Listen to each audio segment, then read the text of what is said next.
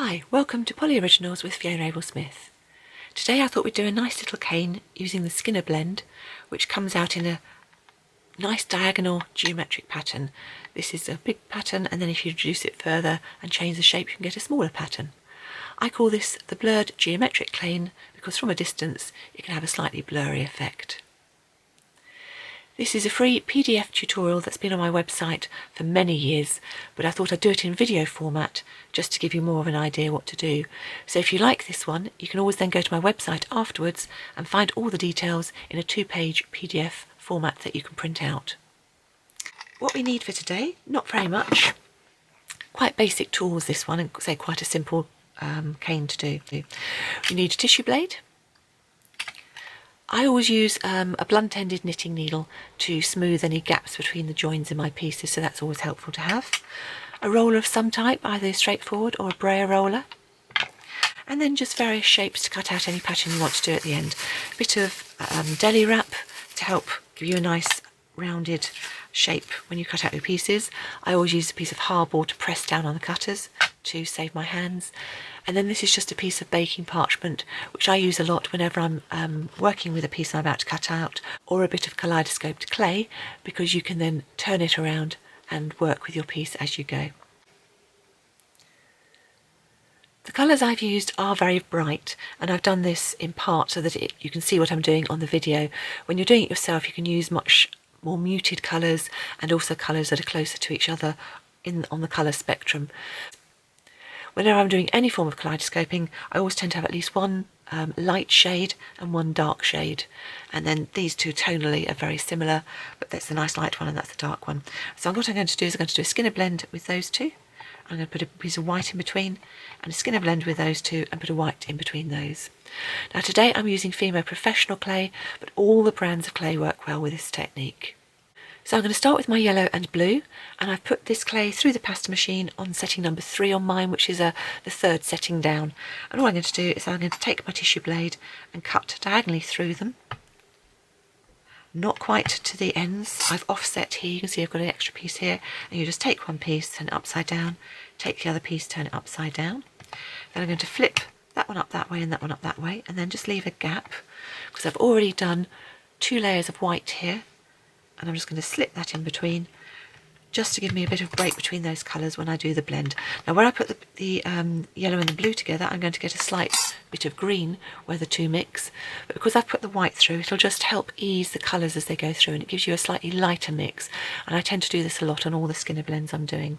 And then all I do is we're going to fold the top to the bottom,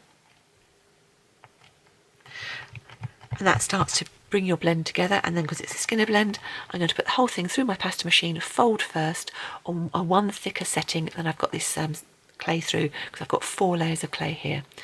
If you're not sure how to do a Skinner blend, then I do have a video separately on how to do a simple basic Skinner blend, so have a look at that.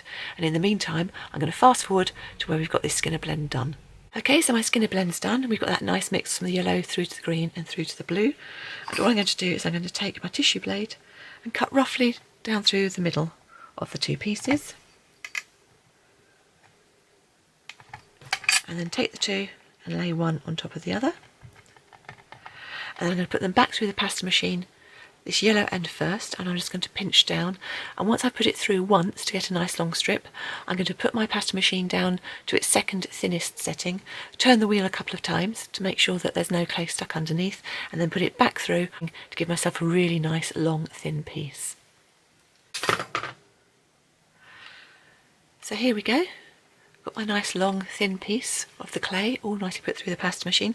If you know that your machine doesn't work well going from a thick setting right down to a thin one, then put it through one step at a time, going down the settings to make sure you get a nice result. And all I'm going to do now is I'm going to take this one piece, and starting with the yellow side on the inside, just going to roll it. And you want to make sure when you roll that there's no air trapped in beneath. So I'm going to roll it carefully with my fingers all the way up to the end.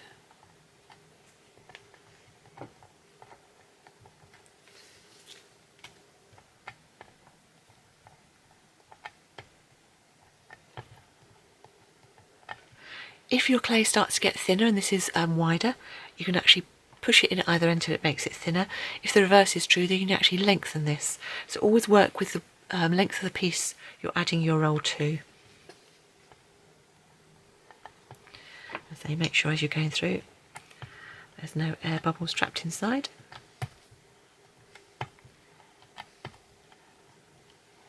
You end up with a nice long roll. Now, because we're kaleidoscoping, we do want this to be as neat as possible to make sure that the elements stay the same from one end of the cane through to the other. So I'm going to chop down through this into quarters, but I'm going to pay quite good attention as I go down. So I'm going to use the seesawing technique. I was first shown this by Sarah Shriver. So you get a good idea of where you're going down your piece. And try and make sure it's nice and even. So you've got your two halves. And I'm going to turn it on its side, put those back together, and then repeat. Doesn't matter if it's not exact, but you'll get a better look along the length of your cane if it is. That's it, going all the way down, seesawing through, until you pull away and you've got your 4 quarters. I'm now going to take each quarter and just manipulate it slightly so we put it together in a triangular shape. So with each piece, I'm just going to pull up the side slightly. And I'm going to do that all the way down the length. You can either do it up in the air, or once you're used to the technique, you can do it flat on your tile. Once it's pulled up round, put it back on the tile and press in really tight, because we need to make these longer and thinner. So there's one, and then, so once you're used to it, which I am, I'm going to do that pulling round actually on the tile rather than up in the air. Same thing, pulling longer and thinner. And what I tend to do is I tend to put 2 pieces together once I've got the 2 pieces done. So I'm pressing them together, really changing the shape to make them quite long and thin. Then repeat with the other 2, because we want all 4 pieces in the end to be the same, but I've just found it much easier when I'm doing this to do 2 at a time. Just seems to work better. And then the last piece.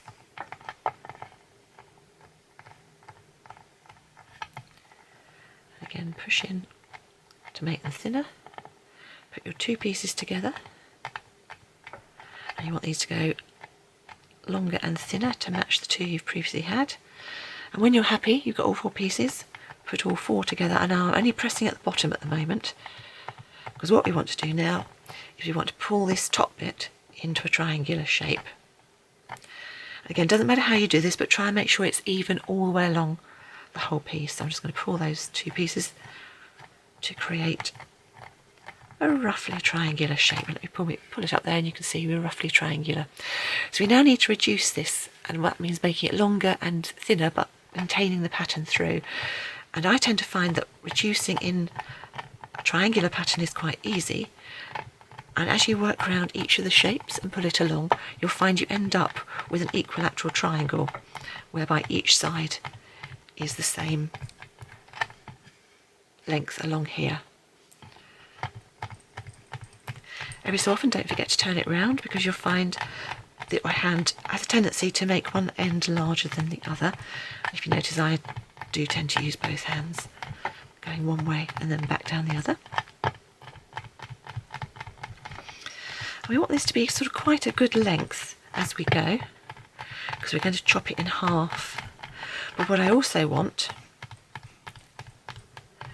is to have not an equilateral triangle, but a right-angled triangle. So once you've got it to a length that you think is going to be a good length to work with, that's probably, let's look on here, that probably is about 6 inches.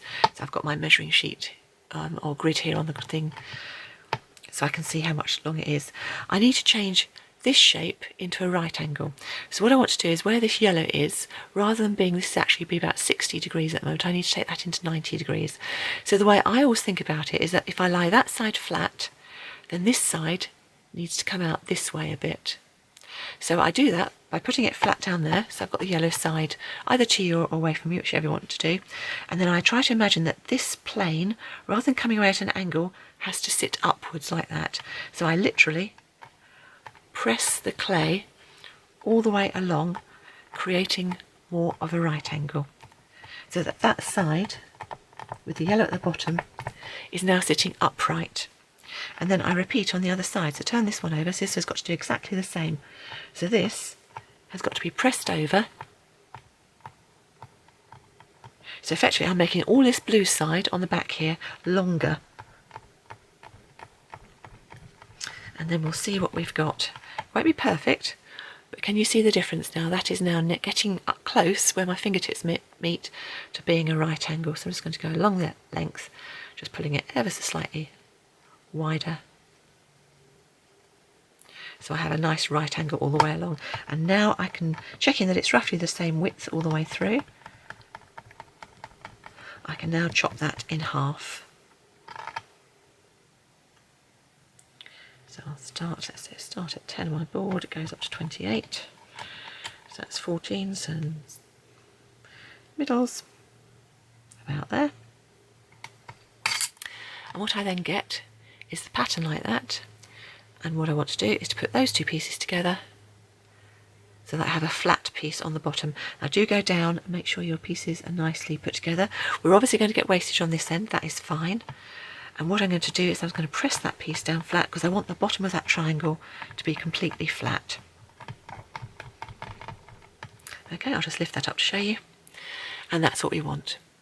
I'm now going to repeat that process completely with the other two colours of clay I've got, all the way up to the point at which I get this long triangle with the right angle until I cut it into two parts, and then you stop. So just as a reminder, this is how I've put these colours together, so the dark with a layer of white and then the pink, and then exactly the same as we did previously. I'm going to fold that in half, make that into that nice long thin Skinner blend, and then we'll come back at the point at which I've got my triangle with the right angle bits all ready to put together with the blue. Okay, so we've done that, and we've now got our red bits of clay done. Cut them in half with that right angle in the middle, and now we're going to put it together with our blue one. There's the blue one we had earlier, but this time you sit it together and you put these bits on this side, right down the length and up there, so you end up with a roughly oblong piece. Chop off any excess. I've already chopped off the excess from the blue and yellow, so I'm just going to chop off the excess from the red as well. And we now need to change this piece into a square. So what I'm going to do is I'm going to very carefully just reduce it slightly, just to make sure that we've got a nice oblong shape.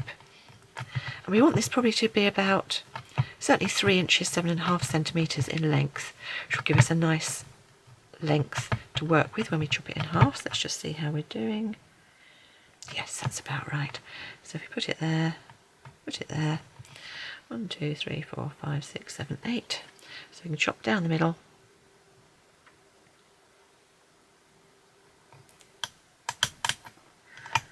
Put our two halves together. And that will effectively give us, make sure both top and bottom join, that will give us our square cane. And now we can reduce this smaller.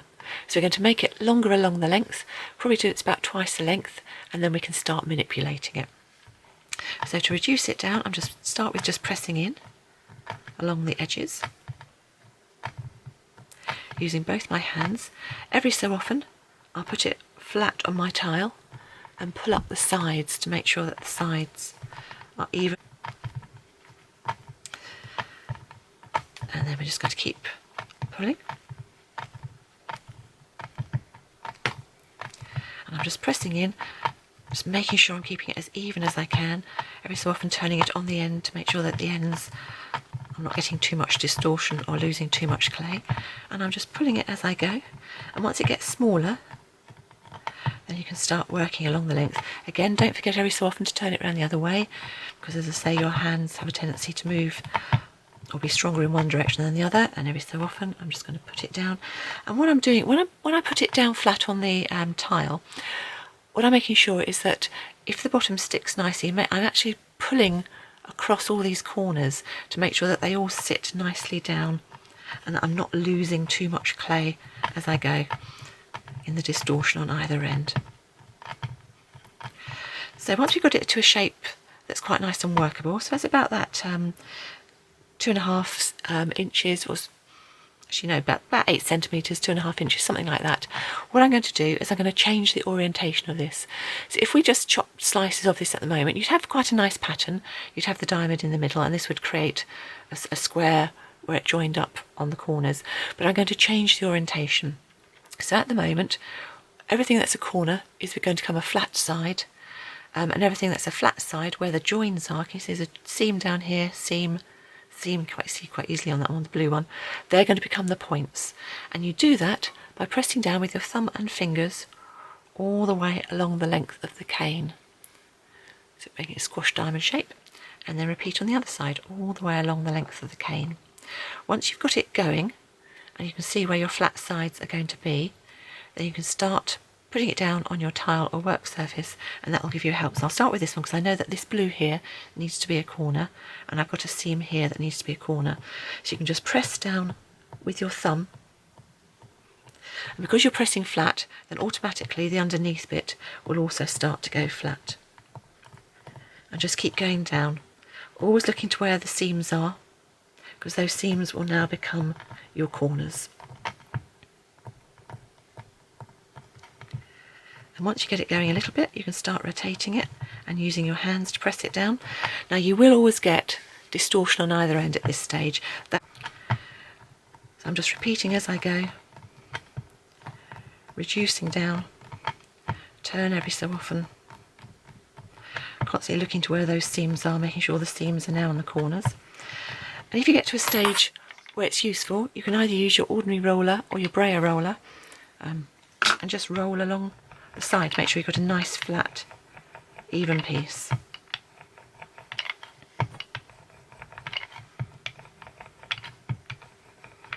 And we want to reduce this piece till it's about 8 inches in length, so about 20 centimetres. Okay, so once your piece is nicely reduced, and I've actually swapped to a 1-inch measuring sheet here because I find it easier to use, and I've checked that each of my sides is about 3/4 of an inch in width all the way around, so I've made sure it's nice and even, and I've used my brayer roller over the top to make them nice and flat. So I'm now going to just chop straight down through the middle. Get it? Chop straight down the middle, and as soon as you've chopped down the middle, immediately pick your piece up and put it together so you know you've got your 2 matching sides, and then make sure it matches all the way along the bottom. If you've got your stripes, try and make sure that it matches up right the way to the end, and then put it back on your measuring sheet. Now I know I'm going to have wastage on the end here, so I'm actually going to chop those bits off as being the wastage. So that leaves me with 4 inches worth. So I'm now going to chop down the middle of those two. And when you pick that up and put those two together, you will have your cane. So we've now got our 4 nice diamonds. Make sure they match top and bottom.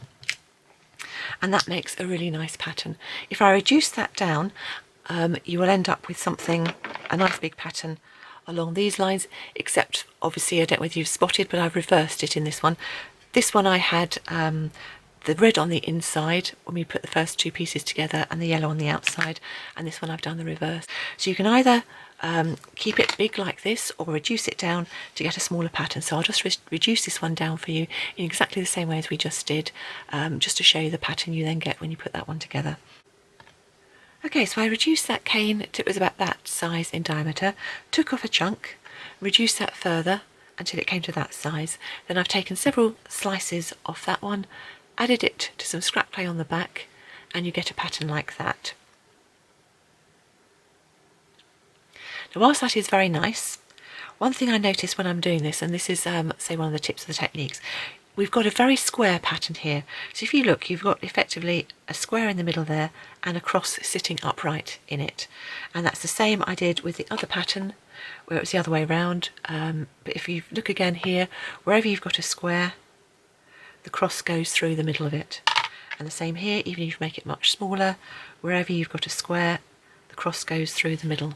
However, if you want to make a play with your pattern and end up with a piece where you have the square, but you've got nice diagonals going through it, then you need to reorientate your cane once more. So that's why I've left quite a large chunk of this size, because we're going to do exactly the same as we did before, and we're just going to press down, and what was the corners we're going to make the edges, and what were the edges are going to be the corners. And again, you've got the seams here to give you a guide. So we'll do that, and I'll bring you back when I finish doing that orientation. Okay, so I've done that again and reduced my clay, made sure it's the same on each side by looking at it going through the grid. Smaller piece this time because I've got less clay to work with, but exactly the same process. Count up how many you've got: 1, 2, 3, 4, 5, 6, 7 inches worth of square. So chop down through the middle: 1, 2, 3.5. Pick up both your pieces, put them together straight away, and immediately you can see we've now got that cross going diagonally across the piece rather than being square on. Chop off the wastage you've got on either end, or sorry, just on the one end, and then put your piece back together. And this time when you chop down through, same thing, immediately pick up, make sure it aligns nicely, and now you've got the diamond pattern going all the way through. Okay, so what I'll do is I'll just reduce this slightly to make sure all 4 of those pieces are put together, and then I'll show you how I would veneer that. Then I'm going to take my roller and just roll over to make sure that every side is nice and flat. And my last tip before we actually take any slices would be, whenever you're doing any kaleidoscoping, and even with a pattern like this, we are about to kaleidoscope it by effectively putting several sheets together, the points of your cane, the corners, are always the important bit, whether it's a square, a triangle or any other shape. So I always emphasize these by just pinching them sharper before giving it a final roll, because then you're much more likely to get your pieces to join when you put them together and not have those gaps in the middle because the corners of your pieces were rounded. So having sharpened them with my fingertips, just give one final roll to make sure the sides are nice and flat, and then we can start taking our slices. Now the normal routine would be with this: slice and roll, slice and roll, slice and roll. I'm only taking about 4 slices, so to be honest, because of what I'm doing now, I'm not going to bother doing that. I'm just going to take the slices straight down. But best practice is, as you know, slice and roll. So I tend to look over the top. I'm going to try and look over the top and the sides. So take off the first piece, which will be your spare piece, because it's not quite even. And it doesn't matter what size slices you take, the more important thing is to make them even. So I'm just going to take 4. And the other reason I've done that today and just taken the slices down like that rather than rotating is because it will give me a heads up when I'm putting my pieces together. Because I now know that this piece, if I put it together with that piece like that, will be a perfect match. Okay, so I can sit those 2 pieces together, and I always put them when I'm kaleidoscoping like this or making a necklace, depending on what you want to do, but it's much easier to put your pieces together on a piece of scrap clay. So these are quite nice thick slices I've taken here, probably about 3mm. The clay is quite a thin piece. I think it was setting number 3 on mine, a medium setting. You can certainly do thinner if you want to, depends how chunky a piece you want. Now I now know that if that piece flips like that, again that will match perfectly onto that piece. And all I need to do now is put these 2 pieces together and make sure that they match. And because I didn't bother turning my slices, I should find, hopefully, that they match. If it looks as though they don't particularly, then have a flip over, see whether that side's better. And personally, I think, yes, it was that side. So we'll just do that, put the bits together, and don't be afraid to pull. You can pull this till it matches perfectly. It's much more important to take your time at this stage, make sure all the pieces match together, and then we can start manipulating it. But it's a really nice cane, this one. As you see there, you get that really lovely diagonal pattern going through, which you wouldn't have got if you hadn't reorientated it that second time. So once it's flat on your scrap plate, we will find our piece of baking sheet, which I like to work on. And the reason I do this, it just means that you can rotate it like this when you're moving, makes it so much easier. And the first thing I'm going to do is just with the side of my blunt-ended rolling knitting needle, I'm just going to roll over those seams, making sure that they are joined together before I do any further rolling. And that way they're going to be nicely joined and matched. You can also manipulate it slightly at this stage if you find it's still not quite as you want it. You can use your knitting needle to pull the clay in one direction or the other. When you're happy that all those pieces are nicely joined, and of course we've got no gaps in the centre because we did that extra pinching down the side, then you can take your roller and just gently roll over the whole piece to make sure it's nice and flat and even.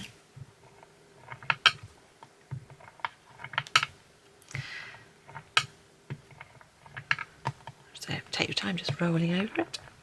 And then once you're done and once you're happy, take one of your cutters. Take your piece of sheet. This is Easy Leaf. Cling film also works well, although do bear in mind some cling film reacts with the clay, so make sure it's not one that reacts. And then putting your Easy Leaf sheet over the top, or your cling film, find a portion of the pattern that's pleasing to you. Make sure, so spend a bit of time marrying it up to make sure it's even if you're looking for a symmetrical piece.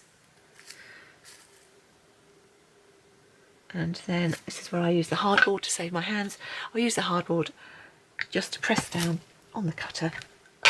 Nice even cut through. And then you should be able to pull that away. Pull your scrap clay away. Sometimes the Easy Leaf does stick to the piece. Make sure it hasn't. And just by using that, you've managed to pull the clay down the sides, so the pattern goes down the sides. And there you go, a nice pattern piece, which you can use to make all sorts of jewellery. And I've still got enough spare there. I could probably get a pair of earrings or something out of that piece. And that's that piece done as well. So just to show you the piece I did earlier, and this is where I just changed which way I'd got the colours. So this way the red's the background, and this piece, the yellow's the background. But it's a really good fun cane to do. Okay, so I hope you've enjoyed that tutorial. If you did, come back and see me again and watch another one of my tutorials. And don't forget, there is a free download of this one, just a 2-page, very brief PDF tutorial on my website, which is www.fionaabelsmith.co.uk. And I'll put the details on the link below. Thank you very much for watching, and come back and see me again sometime. Bye.